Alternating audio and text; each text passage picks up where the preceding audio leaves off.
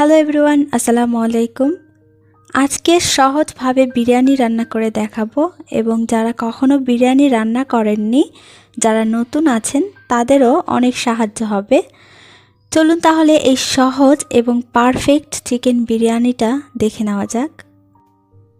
প্রথমেই আমি একটা হাঁড়িতে 1/4 কাপ পরিমাণ সয়াবিন তেল দিয়ে দিচ্ছি।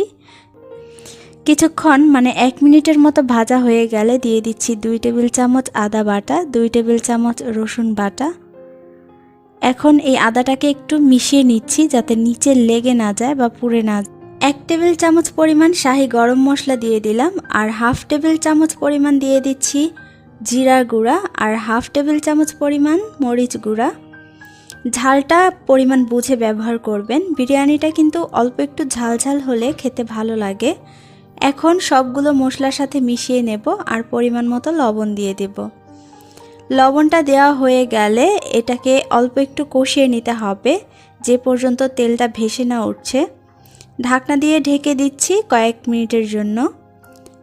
প্রায় 1 থেকে 1.5 এটাকে রান্না করব যতক্ষণ না মুরগি থেকে পানি বের হচ্ছে। মুরগি থেকে কিন্তু অনেকখানি ঝোল বের হবে অল্প আঁচে কষিয়ে নেওয়ার ফলে। কিছুক্ষণ পর দেখবেন এরকম অনেকখানি ঝোল বের হয়েছে, তখন এই ঝোলের মধ্যে অল্প আঁচে মুরগিগুলোকে রান্না করে নিতে হবে।